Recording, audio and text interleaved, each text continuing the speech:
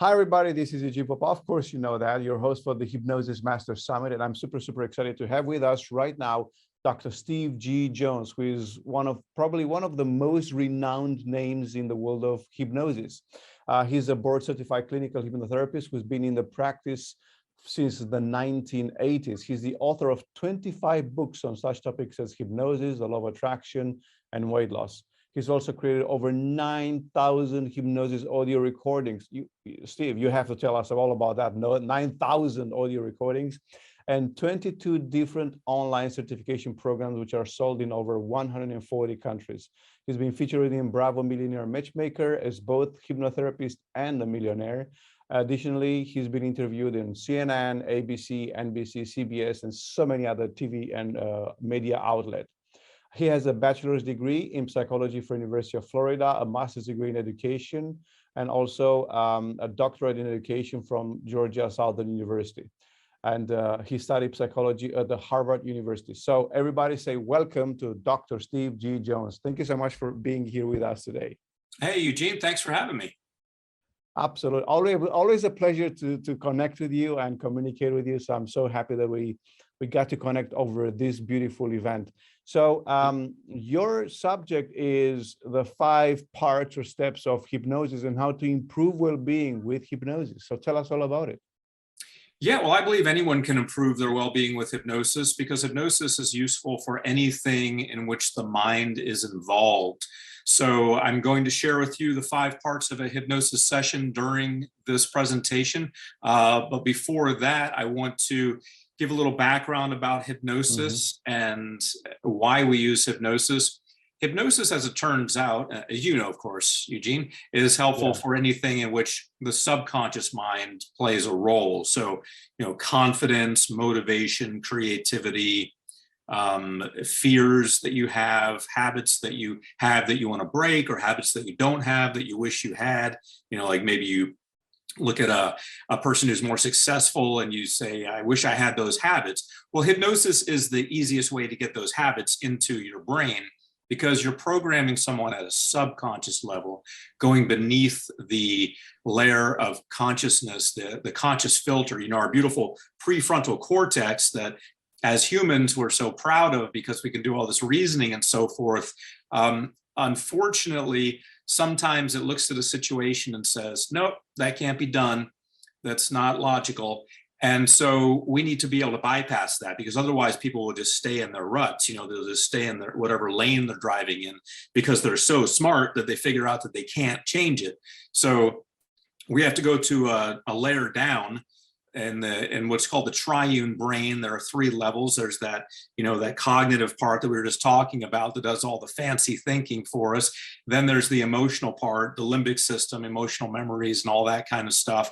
And then there's the housekeeping part in the very back, which just keeps us breathing and keeps our heart rate regular and stuff like that. So we need to go to the middle part of that, which is the subconscious mind. That's what we deal with in hypnosis. And so we're programming that.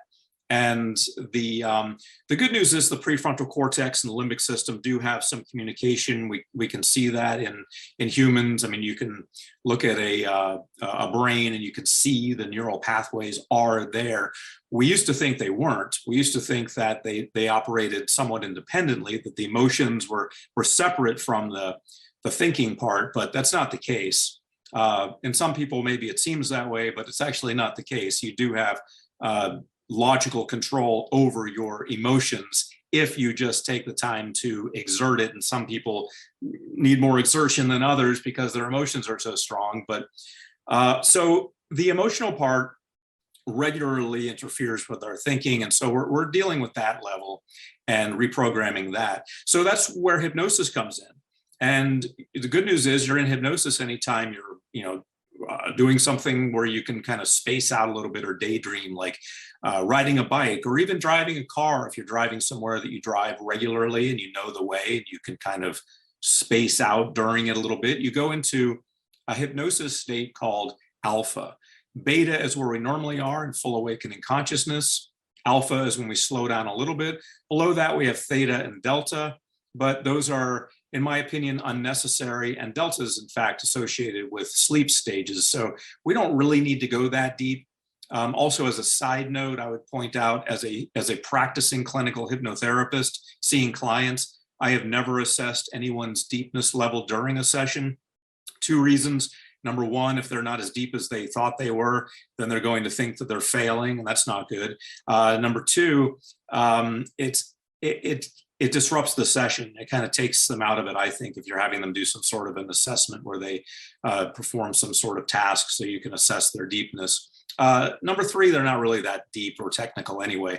Unless you're hooking someone up to an EEG or something like that, you're really not going to know for sure with any assessment that you do based on their reactions. So for those reasons, I don't do an assessment during it. That's just my personal preference. There are other hypnotherapists who have perfectly valid reasons for doing one. I'm not arguing that. Yeah. But were you going to say something? No, I said yes. I was all right. Actively listening. All right. Onward. So we have the subconscious mind established, the limbic areas. We have hypnosis that normally you're in beta, full awakening consciousness. When you go into hypnosis, you slip down to alpha. But as I've also established, you can be in alpha when you think you're in beta, when you think you're fully awake, like when you're riding a bike, watching TV, reading a book, taking a shower, vacuuming, doing housework, driving to work, being at work for a lot of people if they have a boring job where they just kind of space out, or if they're in the zone and they really love their job and they're in flow, they're in a hypnotic state, they're at least in alpha. And so you can be in that state without thinking, I'm in hypnosis now. So hypnosis isn't something where you know, it's like in the movies where you're, oh, I'm going into hypnosis now. You can be in hypnosis without even realizing that a transition happened, because it's just going from beta to alpha. You know, it's just a slight change in your brain waves slowing down as the predominant brain wave in your brain at the time. So when you're in hypnosis, a lot of things open up to you that aren't otherwise open, because you're more able to access the deeper parts of your brain that are actually in many cases driving everything. So your subconscious mind. So that's why we use hypnosis. You know, it seems to me a very logical question. Why even use hypnosis? Why not just tell someone, hey, you're amazing and you're great. All right, that'll be $100. Get out of my office. Or, you know, yeah. You can just do that all day long in 5-minute sessions. But the reason we go through all the effort of relaxing someone in a quiet environment, putting them in hypnosis, taking them through the 5 steps of hypnosis that I'm going to outline soon, and having a whole session, is because we want them in hypnosis. We want them in hypnosis the whole time. And that's where the power is. So when we talk to them, they could be in beta. So we're just kind of wasting our breath. Hypnotic wise, I mean, there could be some help to it. There's the placebo effect. There's the authority effect. You know, if a doctor says something to you, even if you're not in hypnosis, there's studies that show that you will accept the programming. If you're listening to someone you think is any kind of an authority, it's very likely to sink in anyway without being in hypnosis. But you know, we don't need to be a medical doctor or necessarily an authority in their opinion if we use hypnosis. It kind of cuts through all of that. So we can, you know, if a doctor did hypnosis, that'd be a double impact. That would be great. But a lot of medical doctors don't do hypnosis. So we use hypnosis for these reasons, and it works by bypassing the critical factor, that prefrontal cortex of ours. And it works because we are in alpha or lower, and you can be in hypnosis without even realizing it. So if I'll do a session today after I explain what hypnosis is, and you may, beautiful, cool, and you may think, well, I don't know if I'm in hypnosis or not. First of all, neither do I, and we're not going to know unless you're hooked up to an EEG. But the idea is that you would listen to the session when you're alone and in a quiet place and not thinking about anything. And then you're almost guaranteed to go into hypnosis, because just by closing your eyes in a dark room, you'll probably go down to alpha, even if you weren't in, you know, being put in hypnosis. So, yep. So you can listen to this later and. Yeah. have Actually, I want to ask a question. People who are watching this presentation, some of them have been doing hypnosis for 10, 15, 20, 30 years, maybe. Oh, Some good. of them, they are just starting. Some of them are just curious about it. And some of them, they, want to get better at it. And I often like to know, and especially, like you had so much experience and you've been doing so much work with hypnosis. So would you be so kind and tell us your version, your definition of hypnosis? Yes, my definition of hypnosis is a relaxed state of mind in which you're more suggestible than you are in everyday waking consciousness. So to elaborate on that, to give you the footnotes for that, a relaxed state of mind, meaning alpha or lower, and regular awakening consciousness means beta. So it's a relaxed state of consciousness, meaning alpha or lower, in which you are more suggestible. As I've mentioned when I said, why do hypnosis anyway? So my reason for doing hypnosis ties into my definition of hypnosis. You are more suggestible while in hypnosis, and that's why we do it. Beautiful. Thank you so much. Thank you. Sure. Thanks for asking.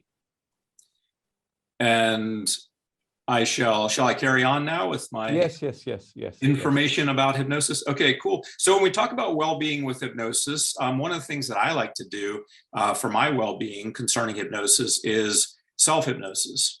And self-hypnosis, the way I do it, is the same as doing hypnosis with someone else, on someone else. So Eugene, if I were hypnotizing you, I would do the session the same way as I would if I was hypnotizing myself. And the reason for that is when I do self-hypnosis, I make a recording of it. So I'm recording the session beforehand. Some people, when they do self-hypnosis, they just close their eyes and they say or think to themselves, I'm going into hypnosis now, and I'm going deeper and deeper, and I'm relaxing more and more. The risk there, as all hypnotherapists know, is that you may fall asleep. And if you fall asleep and you happen to be the hypnotherapist and the patient, and the hypnotherapist falls asleep and the patient's asleep, well, everyone's asleep and there's no more hypnosis going on. So you have to separate the two. So be the hypnotherapist in the recording and then listen to the recording as a patient. So even if you fall asleep listening to it, the recording goes on.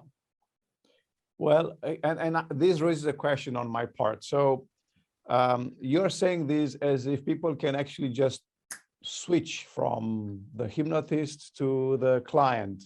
How, and of course, most people are actually looking for kind of like a black and white certainty. Am I now in hypnosis or am I now awake? How, what should they look for in order to say, okay, now I'm the hypnotist and I have a certain perspective or attitude or, functioning, and now I'm the client, and I know I'm the client because look, I feel different than when I was the hypnotist. Yeah, well, I wouldn't necessarily, getting back to our previous discussion about, you can be in hypnosis without realizing it. I wouldn't concern myself in the second part where you're the client about whether I'm in hypnosis or not. What I would do is, as I mentioned also before, is listen to the recording, and it doesn't have to be right afterwards. You don't have to make the recording and then, go to your bedroom and listen to it. But when you can listen to it at night as you go to sleep or any other time for as long as you want, for the rest of your life if you want.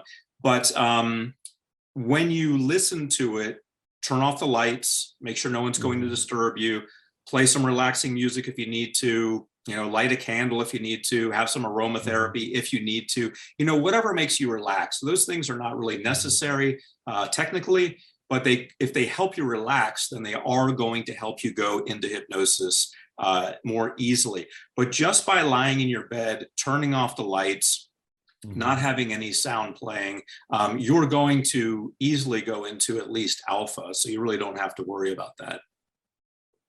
Yeah. Awesome. Thank you. Yeah. Sure. Thanks for the question. And I would say that also, if you ask different hypnotherapists, you'll probably get, different approaches. It's just what their experience has been. This has been my experience in using it since the 1980s, both with clients and on myself. So that's why I prefer to separate the two, separate the hypnotherapist from the patient. So when you're making your recording, now is a good time for us to segue into the 5 parts of the hypnosis session, because you do need to know what you're going to put on the recording. And so the 5 parts are the induction. That's where you're inducing hypnosis. You're getting them to go into hypnosis, relax, drift deeper and deeper. You'll see an example of that when I do it later. The second part is, the first part is just relax. The second part is go deeper and deeper. So what I like to do is the first part, in the relaxation part, you would do that for about 10 or 20 minutes, depending on how much relaxation you really need to get yourself into it. Some people need more, some people need less. You'll have to test it out. If you make a 10-minute one and you listen to it and you think, I'm just not as relaxed as I'd like to be before the suggestions start, then just make it longer. And if you fall asleep, it's fine, because your eyes close, but your ears don't. They stay open, and they stay open to monitor your environment. Like a mother, if she falls asleep. I just got my hair cut, and I was having a conversation with the lady who was cutting my hair. And she was saying, we're talking about hypnosis, which is a common conversation for me. And she said, yeah, when my kids yell, I hear them right away. I said, see, that's because your ears stay open. You're programmed to monitor your environment for your survival and your kids' survival. And so I can also demonstrate it another way. If you've ever had the phone ring or some noise happen while you were, quote unquote, sleeping, and you have a dream about it, you wake up the next morning and you find out, oh, the phone did ring, or something did fall over in the kitchen, but it got incorporated into your dream. That's an example of you being, quote unquote, asleep, or your ears recording, your hearing recording the information. So you don't have to worry about falling asleep while being in hypnosis. The only time you'd have to worry is if you're trying to do self-hypnosis and you're playing both roles as the hypnotherapist and the patient at the same time. Then if you fall asleep, it's game over. So if you fall asleep listening to it, it's fine.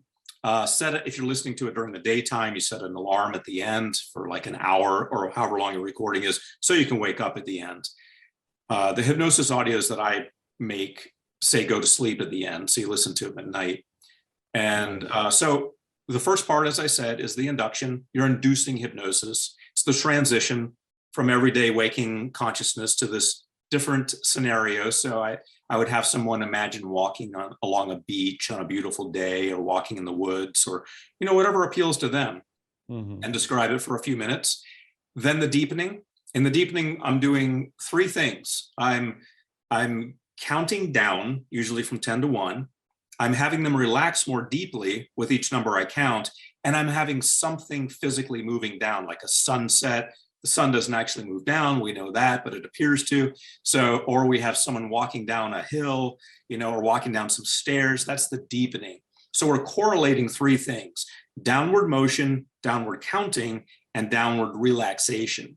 And I set it up that way. I say, in a moment, I'm going to count from 10 to 1 as the sun sets, and you're going to relax more deeply with each number I count. Then I just count them down to 1. That's the deepening. Next is the script. Question? No, I was saying, yeah. Okay, all right. All right. And so the next thing is the script. And the script is the programming part. That's like if we were doing open heart surgery, the induction and the deepening are opening the chest cavity and pulling it back, but we haven't done anything yet. If we close the patient up right now, we haven't actually done anything except given them a scar. So now we need to actually do the surgery. Sometimes you need a bypass, sometimes you need a complete replacement of the heart. So, and what I mean by that metaphorically is, sometimes you just need to work on a few things. Sometimes you need a drastic change in your life. Today, we're just going to work on a few things. We're going to work on well-being. We're going to talk about things like taking care of yourself and being healthy and things like that, just a general cleanup. But as we talk about improving well-being, but sometimes people need to make big changes in their lives. I recommend, if you're making a recording for yourself and you've got a few things going on, maybe you need to lose weight, stop smoking, and stop something else, just pick one of them and work on it. Listen to that recording for 21 nights in a row, get yourself up and running on it, then switch to the next thing. and work on I recommend working on the biggest thing first. What's the big thing that you really want to work on? Tackle that first. Once you get that handled, and people will tell you this no matter how they, overcome something. When you overcome something that you thought was big before, you become invincible, basically. You realize now that what you thought was something that you couldn't overcome, you can overcome, and you did overcome it. Yeah. The world opens up for you. So it doesn't mean you're going to become Superman or Wonder Woman and jump over buildings or anything, but you're going to metaphorically jump over buildings. You're going to see that they're not really buildings at all. They're just little things that you can easily move over because you're just more powerful. So tackle the biggest thing first. So the next thing after the script, and that's where we're just programming everything. We're not talking about relaxing or deepening or going deeper or sunsetting. We're just boom, boom, boom, programming. You will do this, you will do that, you will do the other thing. You're just programming. I have some techniques that I use that I'll share today that you can use as well. Anyone can use, but they're fairly common techniques. Hypnosis has been around in a probably mainstream practice since, I guess, the late 1950s or so. And I first went to a hypnotherapist in 1977, I believe it was. And the techniques haven't really changed much. They're pretty much the same techniques. So the techniques that I'll be sharing aren't copywritten or licensed or anything. You can feel free to use them. So after the script is amnesia. That's where we're causing a conscious forgetting of the subconscious programming. So we've programmed the subconscious mind back here to have these new ideas. But when the prefrontal cortex comes back online, when they come out of hypnosis, they may think, wait a minute, I know you said that I'm so powerful, I can do this, this, and this, but I have evidence and I have logical reasoning that says that's not true. So we're just going to throw that out. That's the critical factor coming back online and negating the session. And that's very damaging, obviously. So the amnesia part of the session is designed to interfere with the conscious recollection of the subconscious programming. It's still there. It's just you don't want it consciously thought about. So that's why we introduce amnesia, which is you will find it difficult to remember the things that I've said during this session. I'm not going to use that part in today's session because I want everyone to get the benefit of seeing how it's done and remembering it. I'm not trying to cause you to forget. Some people will naturally forget parts of it anyway, and that's fine. There's a bit of amnesia that happens anyway, but I'm not going to introduce any additional amnesia, but normally I would, because I don't want people analyzing my work and picking it apart and working against it. It's not an ego thing. It's something for their benefit. You don't want their conscious mind working against the programming. And then it's kind of like when you get all excited about something you're going to do and you talk to a very logical friend and they say, that'll never work. That's a really dumb idea. I don't know where you ever came up with that. That's what the critical factor can do. So the amnesia is really more for the conscious mind, not for the unconscious mind, right? Just to make this super clear. Yeah, you're not erasing the hypnosis session. If we did that, then we would have wasted our time. So yeah, exactly. The amnesia is to make sure, or do your best you can. It's not foolproof. Nothing is when you work with psychology or anything like that. We're not computers exactly, but it's an attempt to keep it where it belongs, which is in the subconscious mind. The critical factor of the conscious mind shouldn't have any part in this, except to act on the commands from the subconscious mind. That's what we want to have happen, not the other way around, because the critical factor will logic its way out of accomplishing anything. Mm-hmm. Got it. Most people, and I don't know if it will be possible or not, but it'll be. I think it'll be very helpful for some people who are already using hypnosis with their clients, for instance, or even with themselves. If they want to do self-hypnosis and they want to introduce this nice little trick you just mentioned.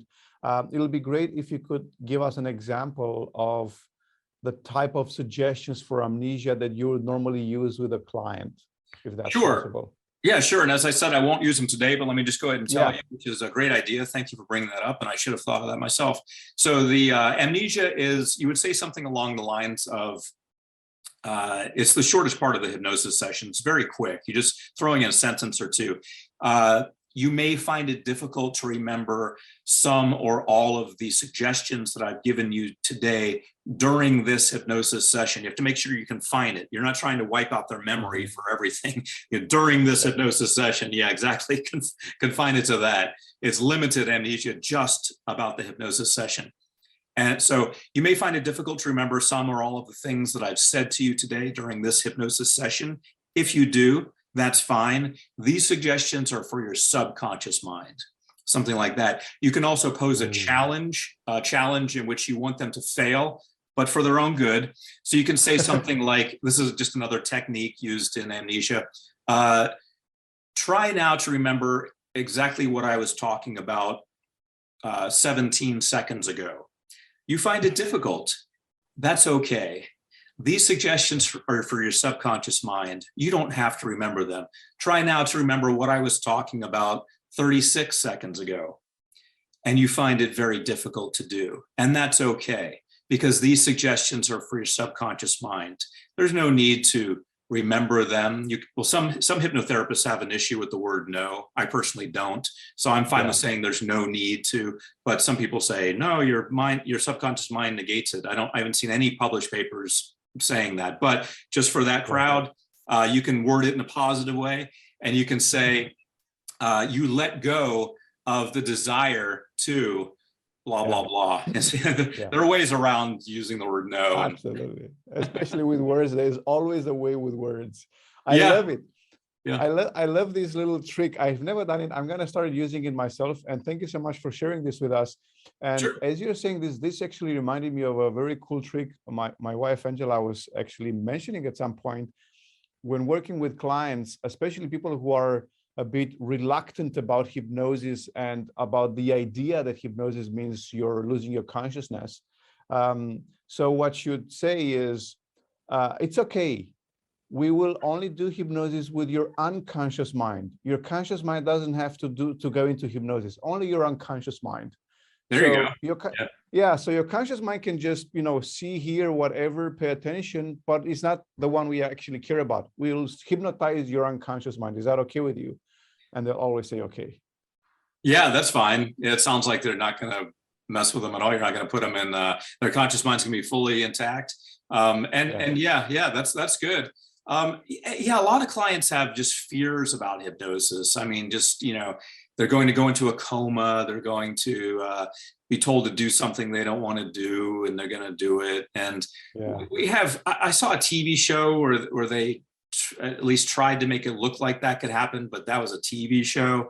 And the person in it was, I don't know, I won't elaborate on it, but at any rate, I have yet to see any scientific documentation concerning the Manchurian Candidate effect, where or the Woody Allen Curse of the Jade Scorpion, where he gets programmed to commit crimes. I have yet to see any scientific studies showing that. Yeah. So anyway, I actually interrupted you because we were going for the next step, but I wanted to get this understanding of the amnesia part, because it was a very cool thing, and I would have been unhappy if I didn't ask you. So now I'm happy. Yeah, no problem. And when you use it, let me give you some caveats for using it as a hypnotherapist. So you always want to say before a session that you may remember what happens during the session, but that's okay. I like to say that at the beginning, because that way you kind of have a way. What you don't want to have happen is someone goes through the hypnosis session. At the end of it, they say, I wasn't in hypnosis. I heard everything you said. Yeah. If you try to say it then, if you try to say, oh, yeah, well, I forgot to tell you that in hypnosis, you can be aware of everything, because in alpha, you can be aware of everything, just like when you ride a bike or, at that point, it sounds like you're making an excuse. It sounds like you're trying to not get a refund or something along those lines. You have to say it beforehand. You have to say, you may remember everything that happens during the session that we're about to do together, and that's okay. You may remember bits and pieces of it, and that's okay. You may remember nothing, and that's okay. You're in hypnosis, and you make sure to explain that you're in hypnosis when you're riding a bike, watching TV. You don't know you're in hypnosis, but you are. Okay. That way, they don't have these unrealistic Hollywood expectations of, well, I've got to be like this. Wow, wow, wow. or, whatever's in their brain about what hypnosis is like. I think they think they're going to suddenly think they're in outer space or something, but there may be zero perceptible change because they're easing into it, and they go in and out of hypnosis all day long when they do these various activities. Yep. So, so make sure you say that ahead of time. Even with amnesia, they still may remember everything. Realize that. As with anything in psychology or with humans, it's not foolproof. We're not computers, but it's an attempt to scramble the conscious recollection of the subconscious programming, which, as your wife pointed out so correctly, the subconscious programming is for the subconscious mind. We're going to leave the conscious mind alone. Yeah. So, yep, good stuff. I like that. So far we have inducing hypnosis, just talking about something relaxing, beach, woods, etc. Deepening, downward counting, sun going down, and they're relaxing more. Script, which is where you're programming them, and I have some techniques that you all can use. That I'll share during this session I'm about to do. And amnesia, which I'm not going to do, which is scrambling the conscious recollection of the subconscious programming, undoing our good work, potentially. We don't want that. And the consumer doesn't want that either. Whether they know it or not, they don't want that because they want the results. And then transtermination, which on the hypnosis recordings I produce, just say go to sleep in a more elaborate hypnotic way. But for the purposes of our session today, I'm going to say come back up at the count of 3, 1, 2, 3, come back up, but in a more hypnotic way. So transtermination can go one of two ways. That's the fifth part. Wake up or go to sleep. If you're listening to a recording at night, it's best to have the go to sleep version, because who wants to listen to an hour audio at bedtime and then wake up at the end of it and think, I was an hour into sleep and now I'm awake. So, carry on. And your subconscious mind still records through your ears. The kind we're going to do today is wake up, because, this is a teaching thing you're listening to, not bedtime necessarily. And for those of you listening at bedtime, I apologize, but I'm going to wake you back up. Let me ask you another question here about the wake up. Now, some people say hypnosis is not sleep. So therefore, and I say that also myself when I teach courses, therefore, you should not say wake up at the end of the session, because that means that actually the client would think that he was asleep. And if he was asleep, nothing that you did worked. So therefore, it'll negate the session. So, what is your take on the wake up versus come back? Oh, well, I don't actually say wake up ever. So I was just saying that as a slang type way to relate to maybe a lay person who might be listening. Wake up, go to sleep. So I actually say you'll come back up to full awakening consciousness. I don't ever say wake up. Yep. So that's the way to avoid that. Yep. So that's my apologies for reverting to layperson slang at that moment. That is perfect. That's exactly, this is so gold right here, because having this conversation and having, your ideas and then me raising the questions actually helps a lot of people. I would think helps a lot of people to clarify these perceptions and, hear this from you. You're a celebrity in the world of hypnosis. So of course, people will take your word and will take it to the real value. So thank you for everything in this respect. Yeah, thanks for clearing that up, because if they had just listened to it, they may have thought he's in the sleep, group. He says wake up at the end when I actually never say wake up. Cool. Thanks for clarifying that. So one more question. When you do recordings, because you've done 9,000 recordings, all right. Can you actually do like one session and then have different endings to it? Like, for instance, this is a recording from morning. So it's the same recording as in the evening, but in the morning, I say you come back to full awakening consciousness. And for the late one, you just put a different ending, like, you gently fall asleep and continue to enjoy your sleep or whatever. Yeah, absolutely. Absolutely. You can do that. That's a great idea if you want. Yep. So just to summarize what you just said for everyone. So he's talking about taking the same exact recording. The 4 parts are all the same, induction, deepening, script, amnesia, if you want it. But then the 5th part is where he's changing it. So in the morning, when you're just starting your day, you don't want to go to sleep. So it says, come back up and start your day and have a great day, or whatever you want to put in there. And in the evening, it says, go to sleep. Yep, that's a great idea. My sessions that I have, I do have some for date. Yeah, I actually do have some like that. But yep, you can make them yourself any way that you want, and that's a great idea. Thank you. Eugene, you get an A+ in this class. All right. So should we segue into the hypnosis session itself? Yeah, let's do it. Let's do the session. Let's do it. All right. All right. So that's one of the things Eugene was very excited about when he reached out about doing this, the session. So let's do a hypnosis session. That's always the fun part. Well, a few caveats before we, or a few disclaimers slash advisories before we begin that. I'm about to do a hypnosis session, and you'll be very relaxed, and you may actually fall asleep. This has nothing to do with the sleep-wake argument. You may actually fall asleep, and that's just the way it is. That's always a risk of people when they're in hypnosis. They could actually get so relaxed that they do fall asleep. And any hypnotherapist can tell you they've had patients snore in the office. They've had them fall asleep so much that they snore and they are actually asleep.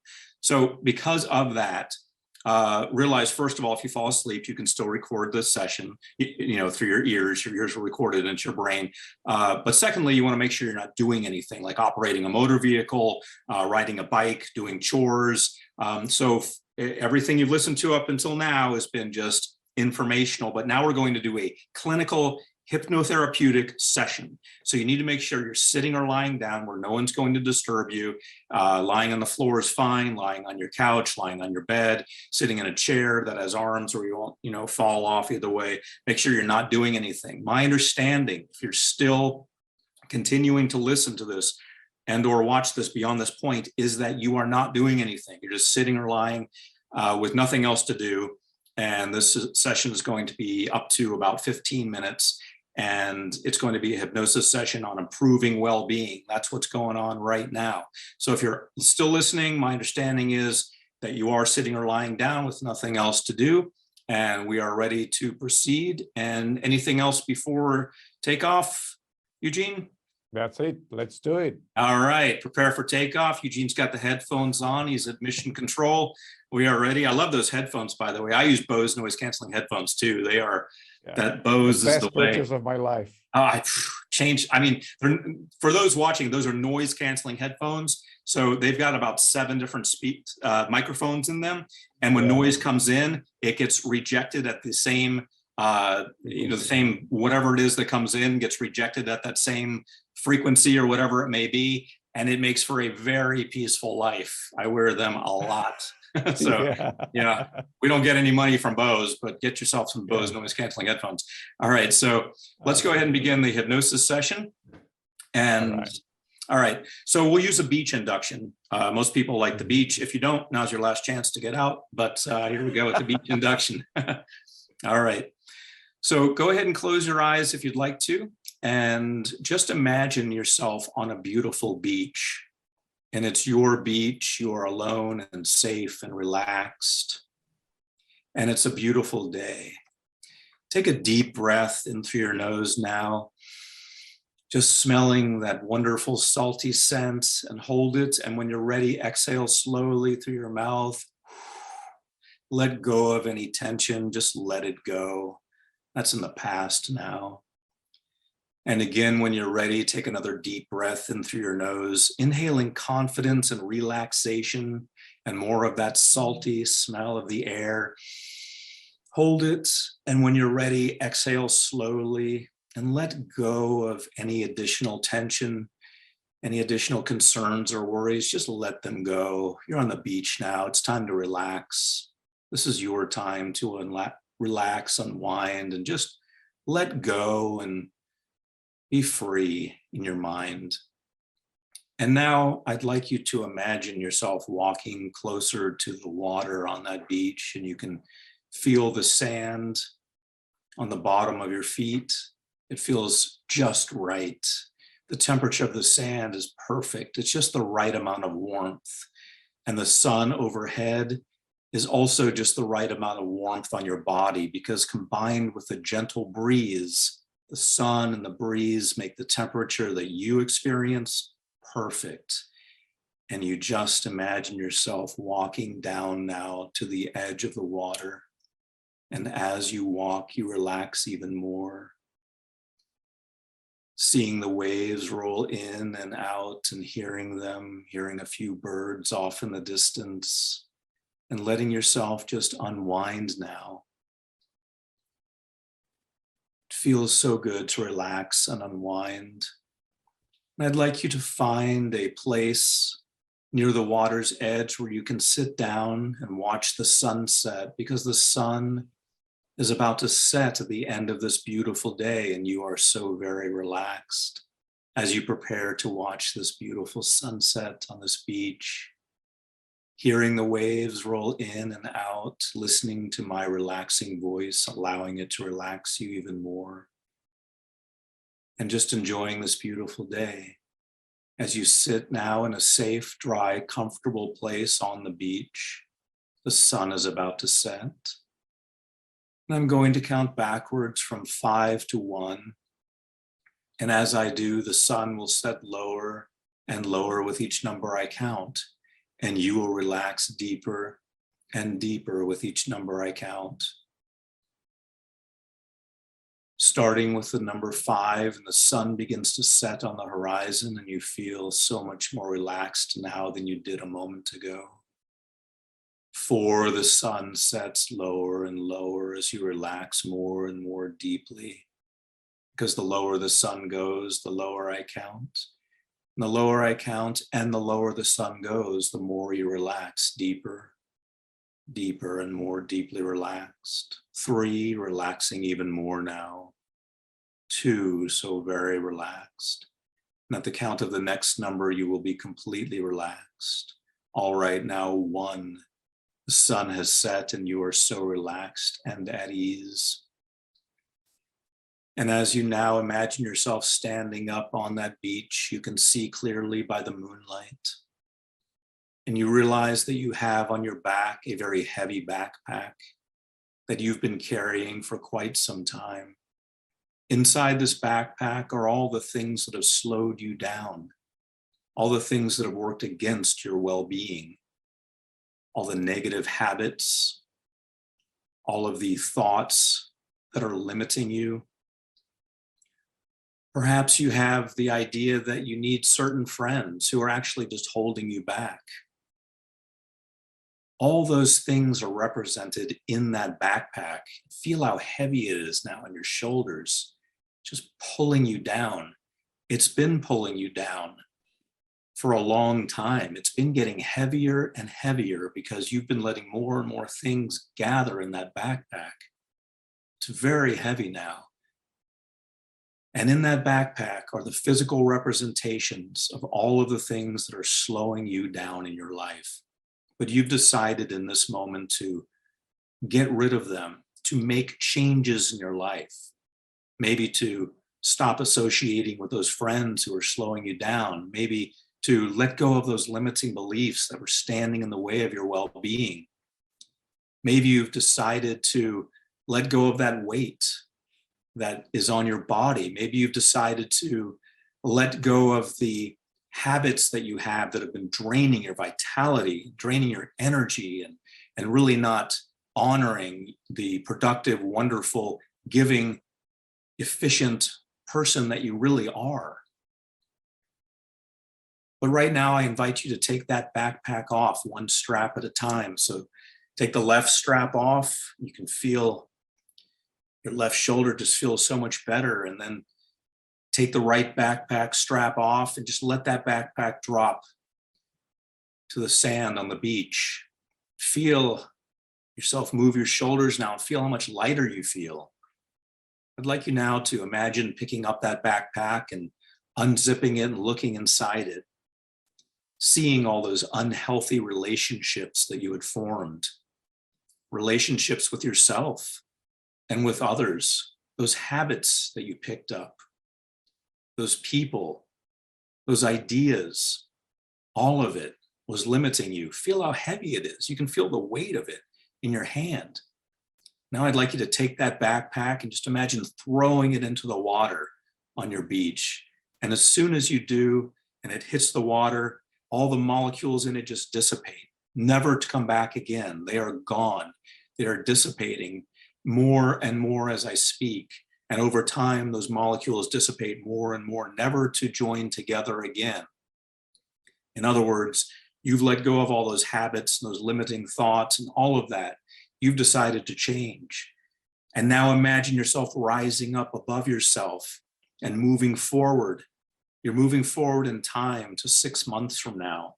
6 months of living without that backpack, of living an empowered life with new habits and new possibilities, perhaps new friends, perhaps a new job or a new career, or perhaps an improvement on what you did have. Perhaps you're making more money, perhaps you've lost weight, perhaps you found love. You have let go of your limiting beliefs, so your well-being has improved so much that you're attracting other people to you now, other good, positive, powerful people who see your energy, who see your productivity, who want to be part of it, who want to find out what's their secret. So your life has changed in so many ways. You're a very attractive person now. Attractive on many levels. Your health is better, so you look better. Your finances are better, so you're off to a very wealth-producing start. Perhaps you've lost weight, perhaps you've gone to the gym, perhaps you've done whatever it is that you've done. And it's 6 months in the future. Feel how good that feels. Let that good feeling flow through you now. Hear the people saying around you how good you look and how amazing you are. Feel how good that feels. See the things around you that are new in your life now, 6 months from now. And I want you to make the okay sign with your right hand. Touch the tip of your right index finger to the tip of your right thumb and say or think the word confidence. You can do that now. And then let go of that and continue to relax. What we've done is we've installed an anchor so that the next time that you feel a lack of confidence about creating this powerful future, all you have to do is make the okay sign with your right hand and say or think the word confidence. Immediately, you'll form a bridge between where you are and this confident moment that you're standing in right now with the proof of the positive future, and you'll be back on track. So anytime you feel yourself going off track, make the okay sign, say or think the word confidence. But for right now, I'd like you to move back into the present, standing on that beach, and more specifically, into your body where you are right now, in the room that you're in, wherever you are, move back into that moment. You feel yourself coming back to the present moment with all of the lessons that you've learned about creating your powerful future. And look now from where you are to that moment, 6 months in the future where you just were. See all the easy steps involved. See how easy it is to get there. And beyond that, you can even see greater opportunities beyond 6 months because your life just keeps getting better and better as you improve your well-being and continue improving it. And in just a few moments, I'm going to bring you back to full awakening consciousness. And I'm going to do that at the count of 3. And when I count to 3, when I reach that final number, you'll be wide awake, full of natural energy, ready to make changes in your life, good, positive, powerful changes, the types of changes you've just experienced 6 months in the future by letting go of those limiting beliefs, making those changes. All right, now 1, coming up, feeling very good, full of natural energy. 2, beginning to move now, beginning to stir, becoming very aware of your surroundings and where you are. And at the count of the next number, you'll be wide awake and completely out of hypnosis and ready for the rest of your day. All right, now 3, eyes open, wide awake, and completely out of hypnosis. And before you do anything like operating a motor vehicle or doing anything else at all, take about a half an hour if you have that time available. Make sure you're back to full awakening consciousness and enjoy. Whew. It was so good on that beach. Yeah, it was like I was back in Thailand, and we actually used to go to the beach when the sun was setting. Oh, like wow. the most amazing sunsets I've ever seen were in Thailand. And so I was right there. Oh, yeah, nice. Yeah, everybody has their their place. Sometimes I just say, if people have traveled extensively, then they may say, well, I've got a few favorite beaches. I say make a composite of them. That's another thing you can do as a hypnotherapist. You just tell them, take all the best parts of all your beaches and put them together. Yeah, Thailand. That's yeah, that's beautiful. That's beautiful. Excellent. Now, yeah, I really loved it. It was, beautiful session as always. Of course, I knew that's why I wanted you to do it, because I knew people will enjoy it. I always enjoy, listening to your sessions, which I actually do. I listen to them. There's one question I get a lot in the course, in the hypnosis classes I'm teaching, and I'm passing this on to you because I'm very curious about your take on this. When people are doing self-hypnosis sessions, should they use you or I? Well, I've done some research on that recently, and it actually, the most powerful way to do that, according to the data that I've read, and you can Google this, there's always someone coming out with a new study, but this was a scientific study that was done, and it said the best way to do it is to use their name. So based on that, if I do self-hypnosis with myself, then I will use my own name. Yeah, I mean, as weird as that sounds, that's what the data indicates. And then, so I would think that the second best would be to say you, and the third best would be to say I. So in my audios, I always say you, but in my custom audios that I make for people, I always say their name. But you want to avoid, according to this research, sometimes it's kind of like diet research, carnivore, keto, paleo, and they all have science behind them. You need to find out what works for you and what works for your clients. So, but according to the most recent research that I've read, saying the name is the best, and I would think that saying you would be second best. Nice. If you ever, get to find that research, I would love to, get my eyes on it. Yeah, I'll Google it right after this and send that to you. Yeah, because that's a perfect it's a great information also for those who are actually working with clients, not just doing self-hypnosis, but actually working with clients with hypnosis. Telling client's name in the session it always has a powerful impact with the client. Yeah, awesome. Yeah. And everybody has a different opinion about it, but it's always good when we can have science to point to. Yep. Yeah. And also there are the people who are actually saying the name of the client every 3 minutes. See, that's like, dude, come on. Yeah, see that now that's what, and I was going to say that, but I'm glad you pointed that, because I thought, well, maybe we don't need to point out that. But yeah, one of the risks I would think in saying their name is that it kind of gets their attention, could potentially kind of snap them out of hypnosis for a minute. Like, Eugene, huh? What? Oh, I'm in hypnosis. Okay. Eugene, what? Huh? So yeah, don't overdo it. Kind of think of it as like seasoning on a salad. A little bit is good. A lot's going to ruin it. I remember I was doing a session many years ago. I always bring this up when I teach my hypnosis courses. And I was very tired. And it was a very tiny room, very hot. So I was like almost falling asleep there. And I had this client, let's call him John. And I finished working with John, and then John left, and then came Michael. And then I kept calling Michael John throughout the entire session. and so I said, so John, it's like, he goes, I'm Michael. Oh, I'm sorry, John just left. All right. So John is Michael, as I was saying. So I've done that like 2 or 3 times before the session. Oh, the guy was laughing. He was so cool about it. And he said, you know what? Call me whatever. I'll just go with Michael because that's my name. So I said to him, you know what? If I call you John, just twist it in your mind and call yourself Michael, and then we'll just go with it. You will think I'm saying Michael. Yeah, exactly. The amnesia pattern, but it's just for. You will forget that I forgot your name. Yeah. Well, good thing you're. It was a good, it was a good session in the end, but it was just like, it stuck in my head. Yeah, good thing you're a married man, because if you were dating, that could get you in big trouble. If you call Mary Sally, then that's well, it depends. If you date somebody with the same name as your wife, then you're good, right? Oh, there you go. Yeah, there you go. Yeah, that's this. Always thinking that's a smart way to do it. Yeah. Okay. Oh my God. Okay. So Steve, please tell us, where can people get in touch with you? How can they learn more from you, get to your courses, your classes, your products?